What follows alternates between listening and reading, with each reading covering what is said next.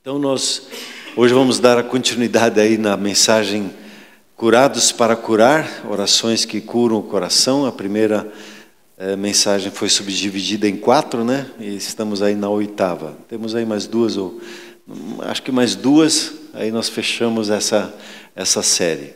Lembrando que nós estamos no processo do ano da busca, em primeiro lugar, o reino de Deus e sua justiça. E por que nós estamos falando do coração?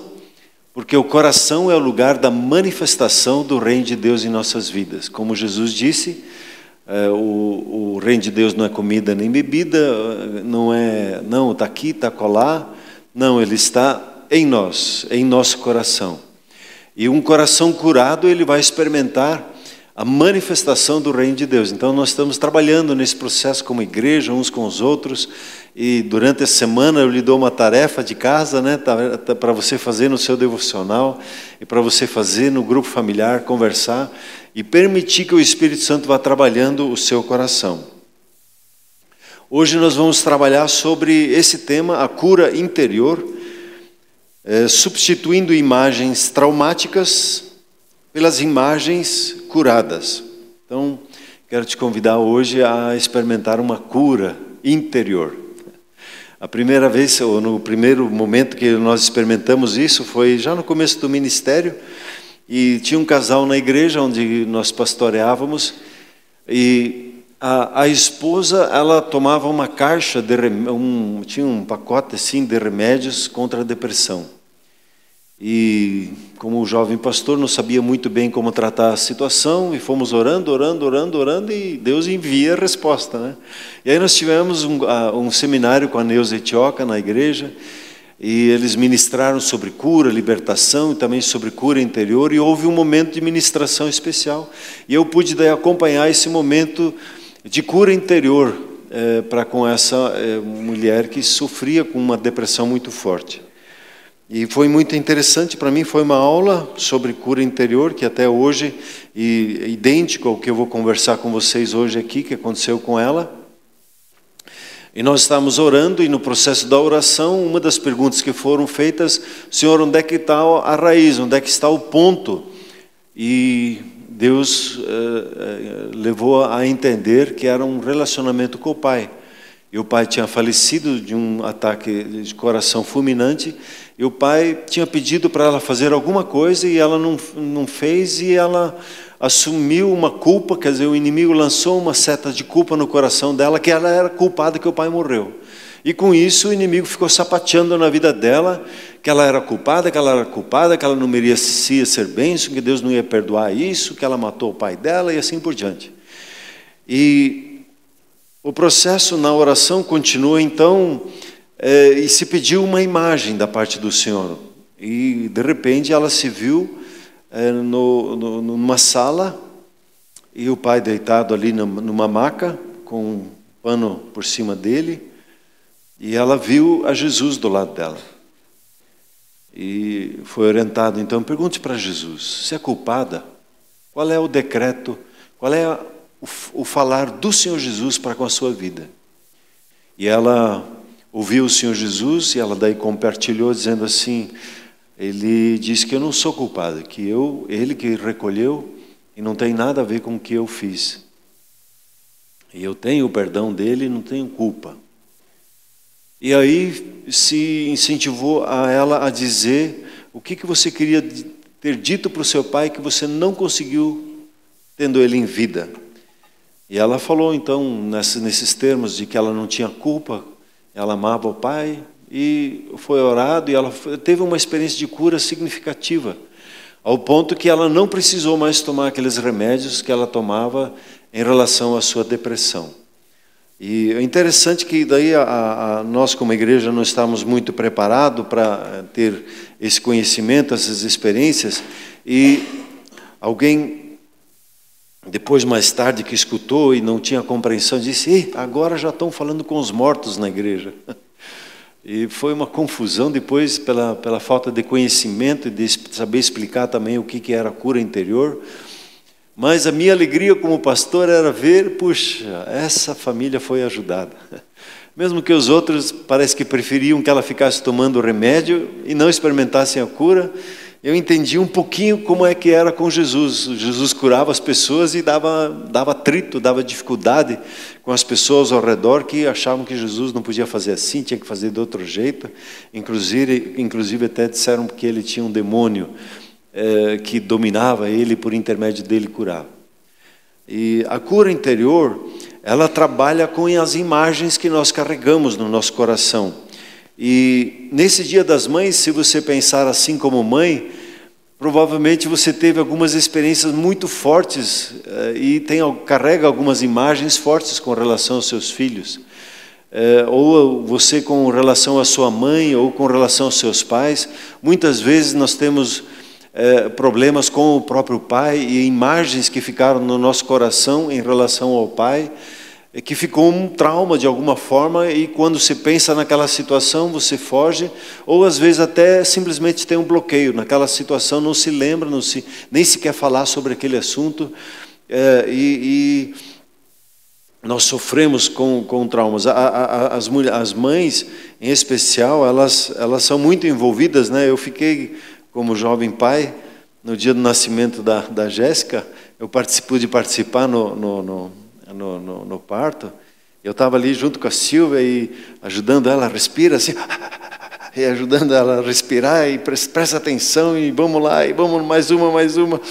E uma hora ela chegou assim, eu não quero mais, eu quero ir para casa. Eu disse, agora não dá, agora é só para frente. E aí a Jéssica nasceu, e ela estava assim com aquele sentimento todo de dor, e quando veio o médico e trouxe e entregou a Jéssica para ela, puxa, ela teve uma emoção tão forte que toda aquela dor sumiu. A cura interior foi ali na hora da dor. Ela não lembrou mais da dor, ela agora lembrava da alegria de ter o bebê nas suas mãos. E a cura interior, quando nós entendemos essa troca da imagem, nós vamos perceber que a imagem da presença do Senhor Jesus nos momentos que nos traumatizaram, ela é muito mais forte e carrega uma cura muito tremenda em nossas vidas. Então, só lembrando que nós já conversamos até aqui, mais do que tudo, que se deve guarda o quê? O teu coração. Por quê? Porque dele procedem o quê? As fontes da vida. E eu estou aqui meditando sobre as fontes da vida. O que são essas fontes? Parece que a partir do coração, as fontes da vida, todas as coisas acontecem na nossa vida. E quero te convidar a você continuar a meditar e orar e trabalhar no seu coração. A pergunta-chave que eu tenho insistido com você, né, que é o processo da cura do coração, é quando o Senhor fala para dentro do nosso coração, quando Ele dá a imagem correta, quando Ele coloca a palavra correta na nossa boca, que nós experimentamos a cura do nosso coração. E a cura do coração, ela é processual, ela não acontece tão rápido, é um processo todo, né? Então, quando nós oramos, Senhor, como o Senhor vê, como o Senhor pensa sobre isso, como o Senhor sente, nós estamos procurando a sua palavra, os seus pensamentos, a sua visão sobre o que aconteceu na nossa vida. Falamos sobre a linguagem do coração, e quando nós oramos, nós nos entregamos ao fluir do Espírito, à imaginação, as imagens que vêm da parte dele, as emoções que ele produz, e meditamos então sobre isso para consolidar. A música também ajuda nesse processo.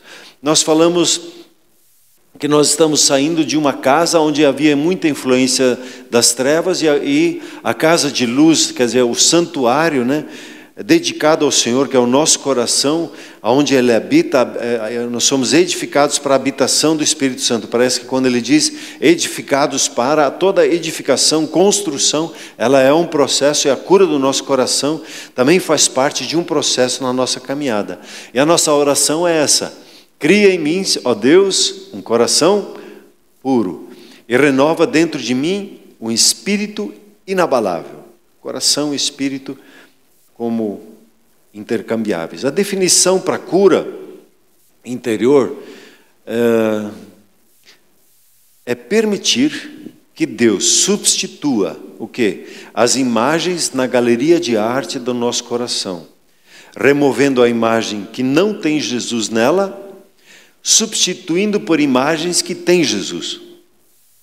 Então, quando nós temos uma imagem traumática, nós precisamos simplesmente orar, e o seu processo é muito simples, e é muito agradável enfrentar um processo assim, de você permitir que a galeria de imagens que você carrega, cada um de nós traz essa galeria de imagens. Talvez nós podíamos falar das lembranças. E quando nós lembramos de algumas coisas, nós temos imagens, nós vemos aquela situação. Por isso que quando nós oramos, nós dizemos simplesmente, lembre daquela situação, veja aquela imagem, e a partir daquele momento, então, nós vamos convidar o Senhor Jesus para entrar naquela imagem, e aí fica o sobrenatural dentro da nossa imagem. Eu quero te convidar hoje, enquanto você ouve, prepare o seu coração para escolher uma das imagens, um momento da sua vida, ou peça para o Espírito Santo, Senhor, me lembre de uma imagem que o Senhor quer tocar hoje. Ele faz isso por partes, ele não faz todas elas, Senhor, pega toda a minha galeria de imagens e faz um reset. Não é assim que acontece, é uma atrás da outra, é um processo de renovação, né? Eu estava orando hoje com o irmão e eu via o Senhor Jesus abraçado nele, pegando imagem por imagem, daí ele rasgava aquela imagem antiga e daí tinha uma imagem nova. Aí ele ia para outra, ele rasgava aquela imagem e uma imagem nova. Então é um processo de cura que Deus vai conduzindo a cada um de nós, enquanto nós experimentamos esse agir dele. O processo é um processo muito simples. É se voltar àquela lembrança daquele momento, é convidar o Senhor Jesus a entrar naquele momento e perguntar para ele, Senhor, como é que o Senhor vê, onde que o Senhor estava, o que o Senhor estava fazendo, e você começa a sintonizar as imagens e os pensamentos que ele vai falando para você, e você no final pergunta para ele como isso cooperou e como isso está cooperando para o meu bem. Esse é o auge, é o ponto onde queremos chegar nesse processo. E eu queria ler com você essas passagens, se você tem a sua Bíblia, por gentileza, abre essa passagem no exemplo de Pedro. Pedro, o discípulo do Senhor Jesus, ele testemunhou para o Senhor Jesus que ele ia com Jesus enfrentar toda e qualquer situação. Pode contar comigo. Se os outros te trair, eu vou estar junto de você. E Pedro realmente se esforçou, ele entrou e ele se expôs, e no pensamento dele, talvez até no pensamento brasileiro, assim, dá um jeitinho, ele deu um jeito de entrar onde Jesus estava preso, e ele procurou lá o pistolão dele, o outro discípulo que levou ele para dentro, ele entrou lá e ele estava espreitando, vendo uma oportunidade que ele podia livrar o Senhor Jesus daquela situação. Só que ele estava fazendo isso no esforço próprio e sem revelação daquilo que estava acontecendo com Jesus. E aí, em Marcos 14, 66, diz assim, estando Pedro embaixo no pátio, veio uma das criadas, ele está ali dentro, está junto com os outros, já é madrugada para amanhecer, e essa criada do sumo sacerdote, ela vê Pedro. E Pedro estava lá se esquentando na fogueira, estava frio aquela noite. E essa empregada olhou para ele e disse, tu também estavas com Jesus o Nazareno. Deflagrou Pedro ali no meio de todas aquelas pessoas e deu um susto em Pedro. Mas Pedro disse, não conheço, nem compreendo o que você está falando, mulher. E saiu daquele lugar do alpendre e aí o galo cantou. E a criada, ela foi atrás dele, não largou o pé dele. Tornou a dizer aos circunstantes, aos que estavam ali em volta, esse aqui é um deles também. E Pedro mais uma vez negou. E pouco depois ali disseram a Pedro, aí os outros ficaram observando e começaram, eu acho que verdadeiramente você é um deles. Você também é Galileu, a tua linguagem aqui está te entregando. E Pedro, porém, começou a praguejar e a jurar, pelo céu, pela terra, pela mãe, pelo pai, não conheço esse homem de quem falais. E logo cantou o galo pela segunda vez, então Pedro se lembrou da palavra de Jesus que lhe dissera, antes que 2 vezes cante o galo, tu me negarás 3 vezes. E caindo em si, desatou a chorar, ele saiu daquele lugar e foi chorar. João, no capítulo 18, ele conta essa história da seguinte forma. João 18:15. É isso, né? Simão Pedro e outro discípulo seguiam a Jesus.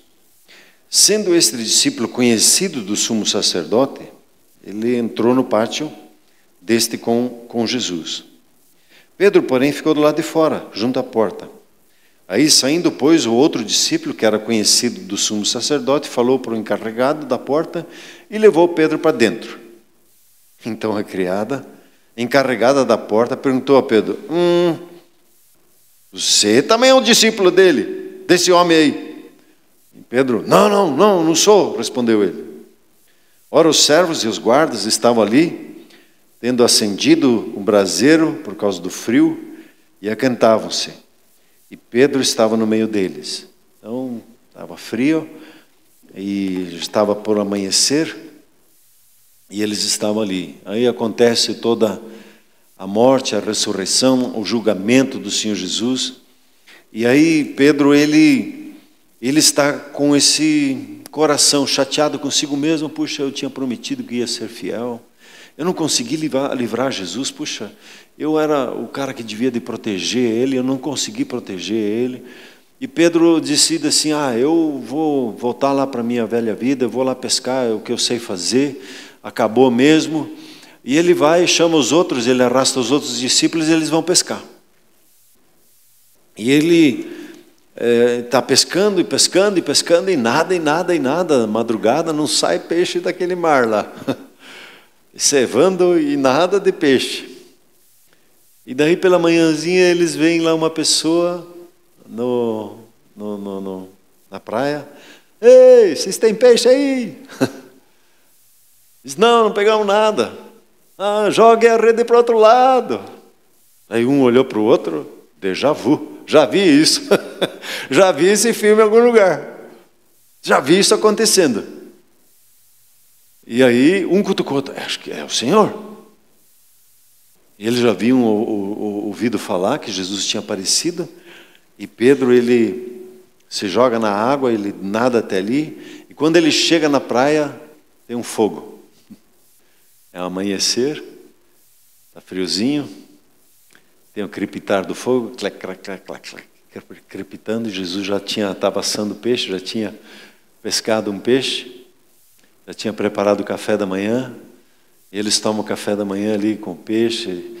Imagine o silêncio de Pedro. E o Pedro cabisbaixo diante daquela situação, com vergonha de Jesus, sem saber o que falar.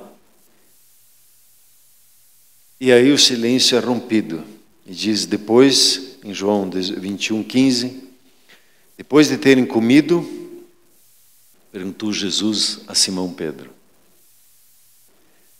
Simão, filho de João, amas-me mais do que esses outros? E ele respondeu: sim, Senhor, tu sabes que te amo. E Jesus diz: apacenta os meus cordeiros. E tornou a perguntar-lhe pela segunda vez: Simão, filho de João, tu me amas?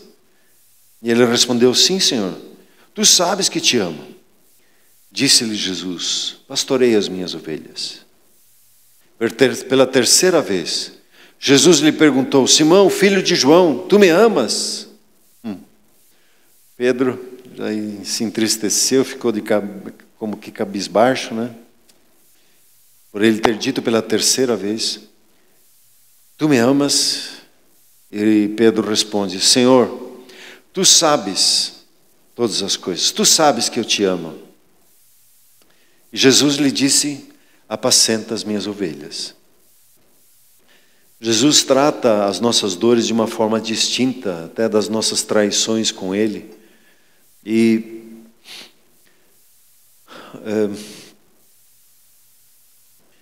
nessa história, Jesus não conversa com Pedro dizendo, ele não tira a satisfação de Pedro do que ele fez. Ele nem espera que Pedro peça perdão, porque ele já havia perdoado ele aonde?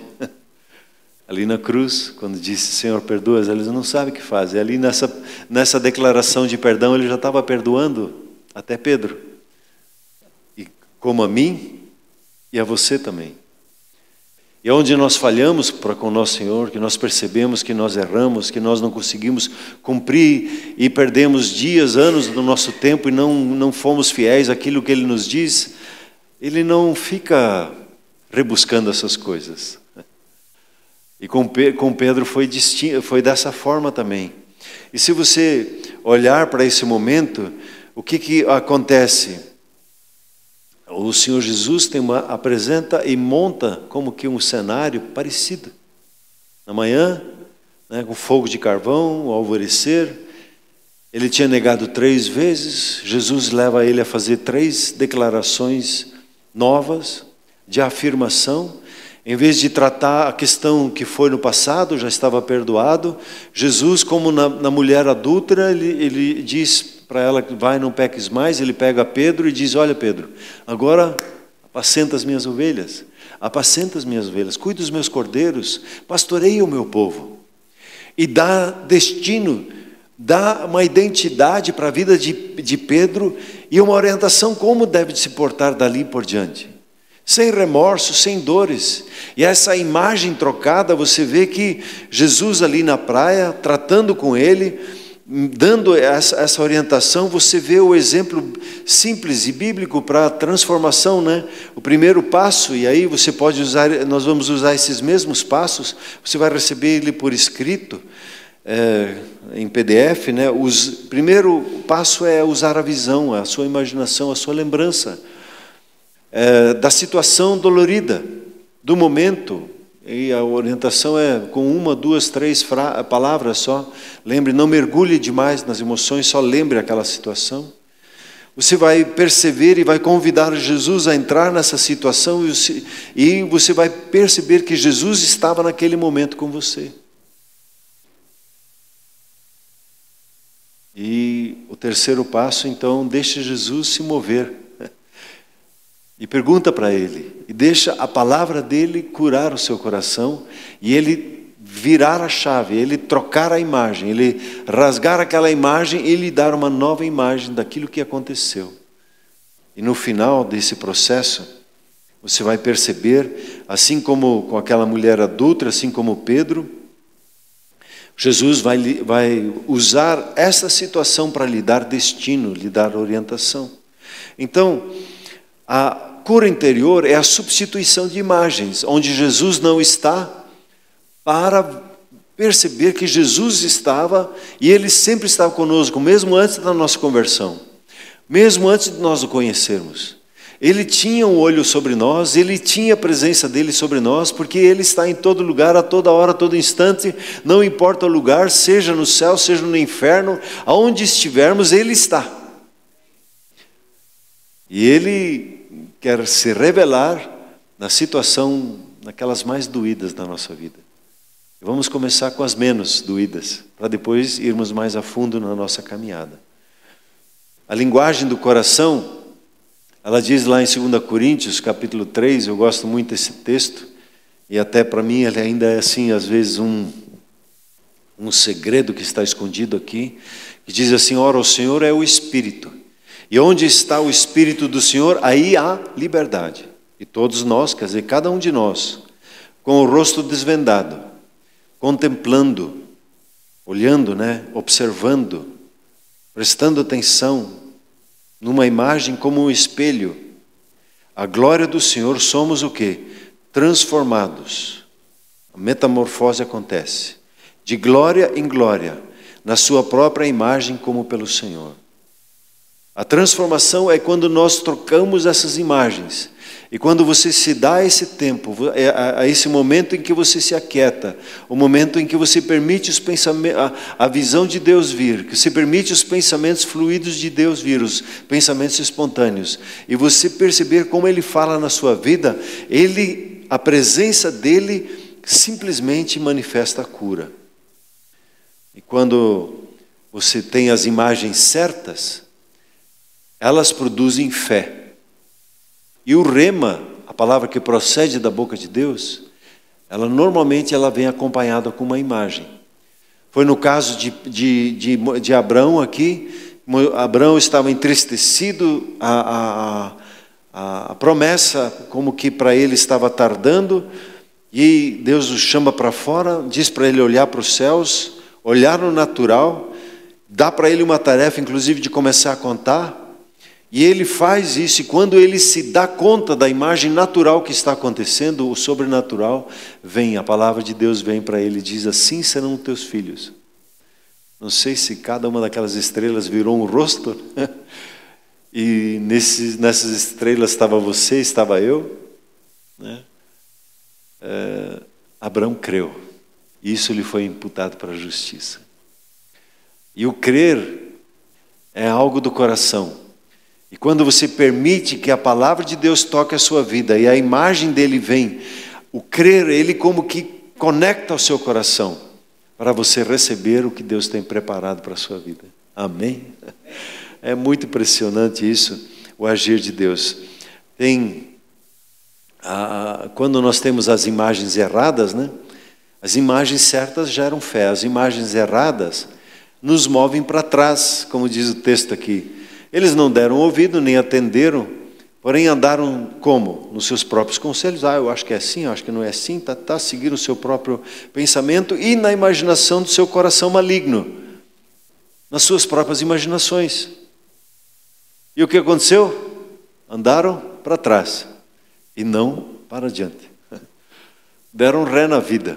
E muitos ficam parados em imagens, e é impressionante isso, de anos, de muitos anos, ficam parados emocionalmente no momento por causa de uma imagem traumática.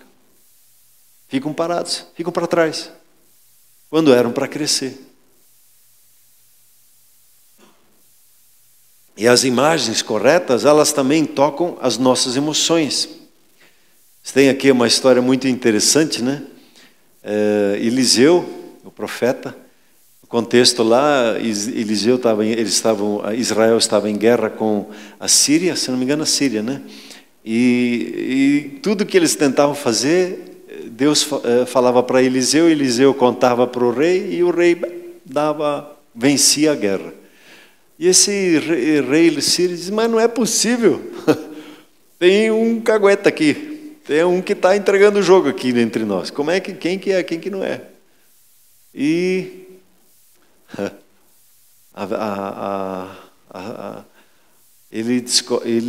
alguém diz para ele: é Eliseu.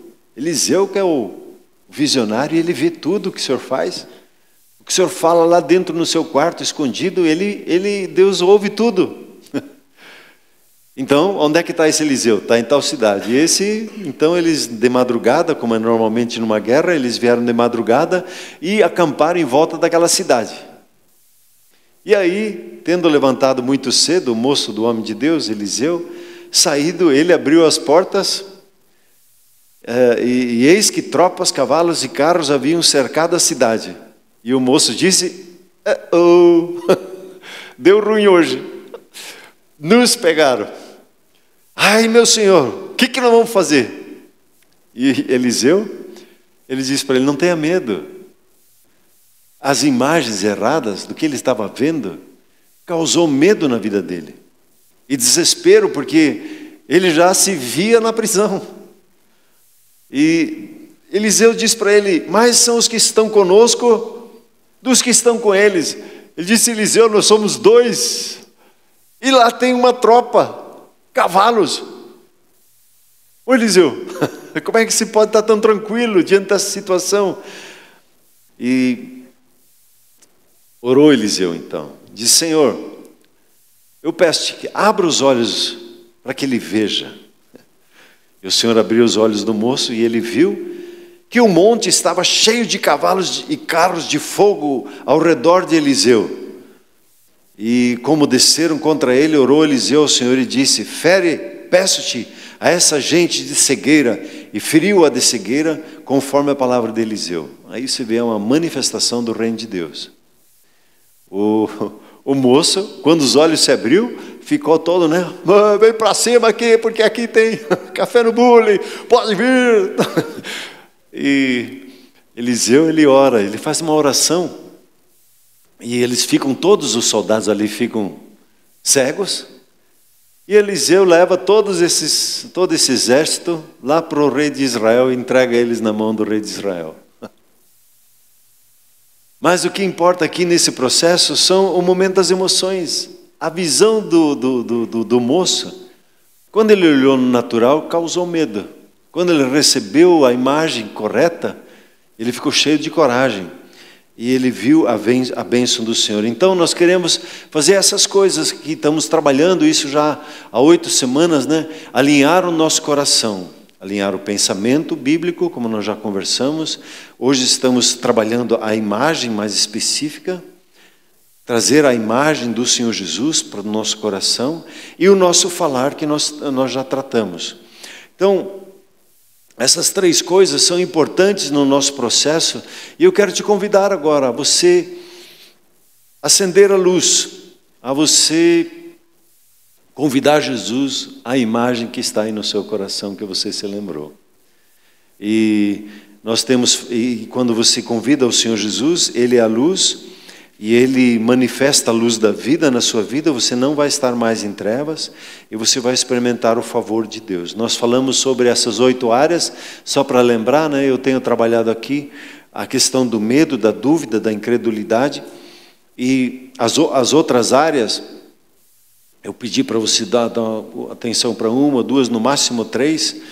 Depois, quando nós terminarmos, eu vou te dar o pacote fechado, quer dizer, o completo, para que você possa ir passando para uma atrás da outra, fazer as 7 orações, né, de cura e curando o seu coração de uma forma processual. Então, quero te convidar a você olhar para esse tempo agora e olhar para o Senhor Jesus e lembrar dessa situação. Vamos orar e vamos, por gentileza, feche seus olhos, se você tiver a liberdade para isso, e vamos abrir o nosso coração. Sim, Pai, eu quero te agradecer pelo seu falar conosco. O seu falar é de cura, é de restauração.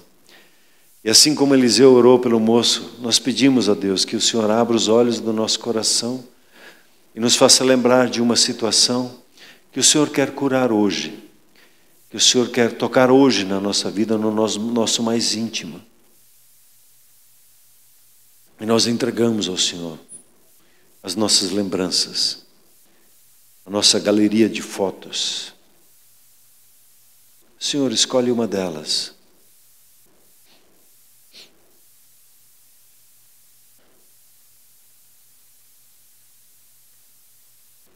Convide o Senhor Jesus a entrar nessa imagem, nessa lembrança, nesse momento da sua vida.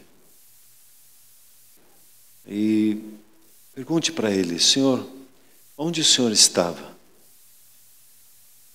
Como o Senhor viu a situação que eu passei?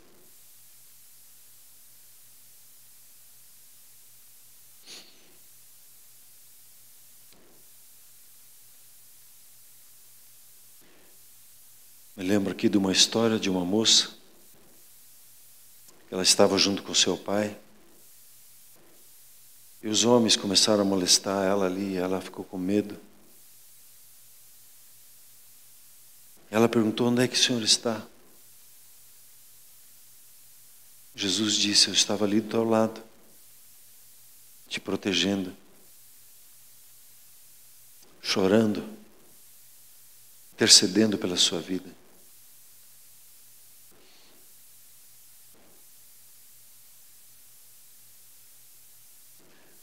Entregue a ferida do coração que aconteceu naquele momento, o medo todo que aconteceu. Essa moça entregou esse medo.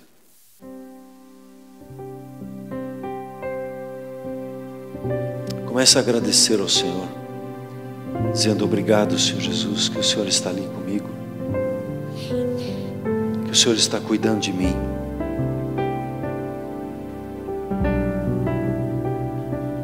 Perceba o Senhor Jesus dizendo para você: perdoe essa pessoa, solte ela, abençoe ela. Permita nesse momento o Senhor Jesus dizer para você e como Ele vai fazer com que essa situação que era para o mal, Ele vai torná-la para o bem. Como como Ele vai manifestar o amor, a cura dEle nessa hora.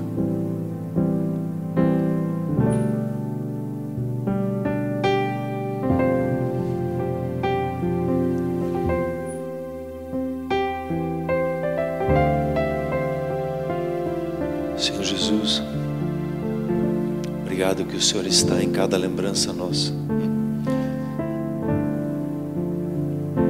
Eu oro, Senhor, que o Senhor pegue esses momentos, essas lembranças, e fale a cada um de como o Senhor vai usar isso para o bem do presente, o dom que há nesse momento, nessa luta mais profunda que passou. Oh Espírito Santo de Deus.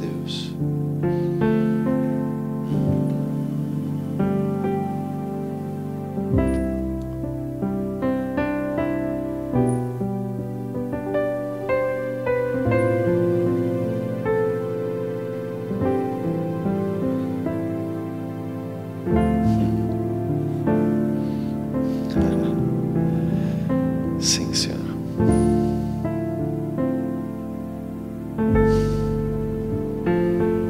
Senhor Jesus, algum de vocês Ele está abraçando profundamente, como que colocando a cabeça dele no seu peito, amando você.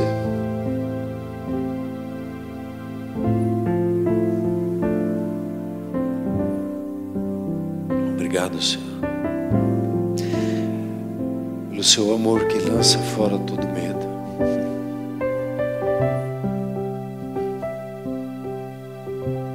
Obrigado, Senhor, que o Senhor nos conhece profundamente e nada na nossa história foge da sua atenção. Bendito seja o seu nome. Amém, igreja?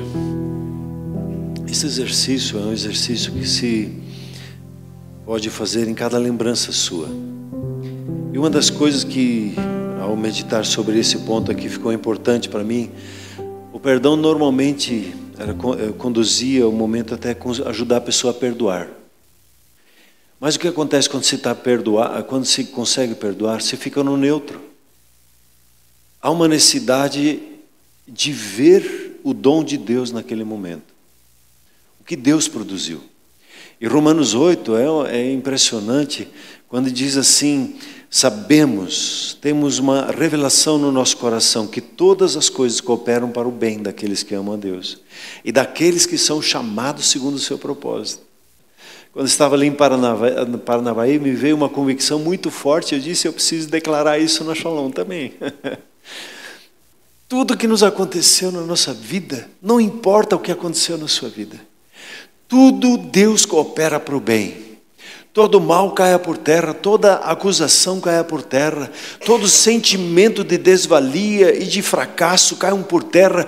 Tudo coopera para o seu bem, porque você ama Ele e toda a sua história está alinhada. E Deus diz: apacenta as minhas ovelhas, cuida do meu povo, cure como você foi curado. Ministre aquele que precisa de ministração da sua parte.